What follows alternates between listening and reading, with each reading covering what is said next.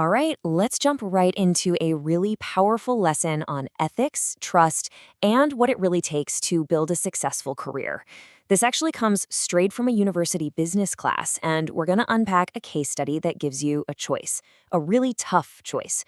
Do you grab the quick win, or do you play the long game and protect your reputation? Let's get into it. Okay, so picture this. A client walks in, they're ready to invest, and they trust you 100%. They basically say, look, I'll do whatever you think is best. Now, you've got two options on the table. One is fantastic for them. The other, well, the other could be life-changing for you. What do you do? That is the exact high-stakes decision we're going to explore today. So let's make this feel real. We're diving into a case study about a financial advisor. Let's call him David. His client, Maria, has $100,000, and she wants to invest it for, moderate stability, a little bit of growth. Simple enough? And she completely trusts David to make the right call for her. Okay, so here's the fork in the road for David. On one hand, you have Product A. It's a solid, low-cost index fund. It's perfect for Maria's goals, but David only gets a 0.5% commission. That's $500. But on the other hand, there's Product B. It's an annuity with way higher fees and, honestly, just average returns for Maria. But for David, an 8% commission. That's $8,000. Now, the choice seems obvious, right? Do the right thing. Well, it's not always that simple.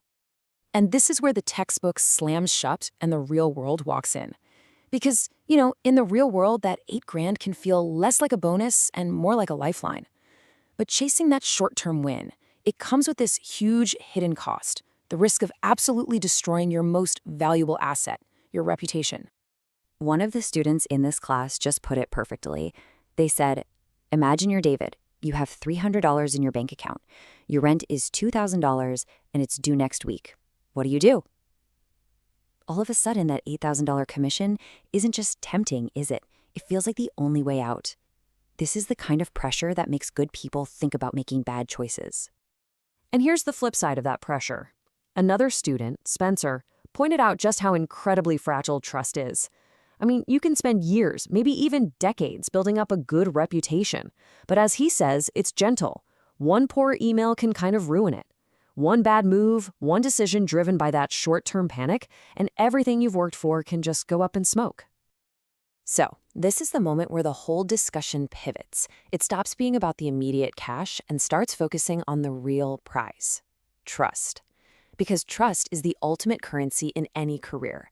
And learning how to build it, and more importantly, how to protect it, that's the foundation of playing the long game. And then came the twist. This is where the lesson went from just a hypothetical exercise to something incredibly real. The professor leading the class, he just comes out and admits it. He was David. He had lived through this exact scenario early in his career. He faced this exact choice. And you could just feel the air go out of the room. Suddenly the stakes felt so much higher. A guest expert in the class, a guy named Mitchell Haber, he framed the whole dilemma with this unforgettable question. He said, the question is, do you want to eat well or sleep well? Do you want to eat well for a night by taking that big commission? Or do you want to sleep well every night for the rest of your career, knowing you did the right thing? What a way to put it. And really, it all boils down to this. Your reputation is the one asset you have that actually grows and compounds over your entire life. It can take decades to build, but you can lose it in a second. So protecting it isn't just about being a good person. It's actually the most profitable long-term strategy you can possibly have. So this lesson gets even bigger. It's not just about this one financial choice. It's about developing these universal skills. Skills that, by the way, are endorsed by none other than Warren Buffett as being the absolute key to creating long-term value. You've probably heard this quote from Buffett before, but it's just so true.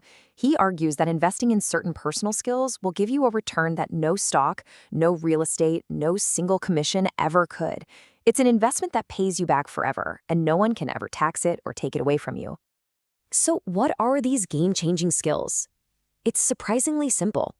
Number one is empathy, the ability to actually step into someone else's shoes and see the world the way they see it. And number two is communication, the skill to get your ideas across clearly, whether you're writing an email or speaking in person. According to Buffett, these are the two pillars that hold up a successful career. And what kind of return are we talking about here? It's not small. According to Warren Buffett, if you can master these two skills, you can increase your lifetime value by at least 50%. Just think about that for a second. That's a massive multiplier on everything you'll ever earn. But why? Why are these two skills, empathy and communication, so unbelievably valuable? What's the secret? Well, it all comes down to the deep psychology of how we as human beings actually make decisions. And spoiler alert, it is not as logical as you think. The secret is right here, in this incredible statistic from a Harvard professor. Get this, 95% of our purchasing decisions are not made with our logical, conscious brain. Nope, they're driven by our subconscious, by emotion, by instinct, by gut feelings. I mean, just look at this chart. It lays it all out.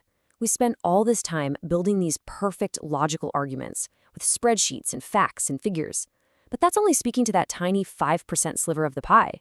The real action, the 95% that actually drives the decision, is all happening on that emotional subconscious level. And that brings us to the core secret. It's so simple. People buy on emotion, and then they validate with facts. They make the decision based on how they feel, on a connection, and then they use logic to justify the choice they've already made in their gut.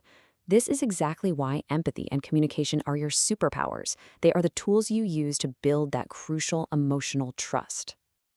So I'll just leave you with this question. Think about the last big decision you made. Maybe it was buying a car, choosing where to live, accepting a new job. How much of that was really a cold, calculated, logical choice? And how much of it was driven by a gut feeling, a sense of trust, and emotional connection? The answer to that question might just change how you approach everything from now on.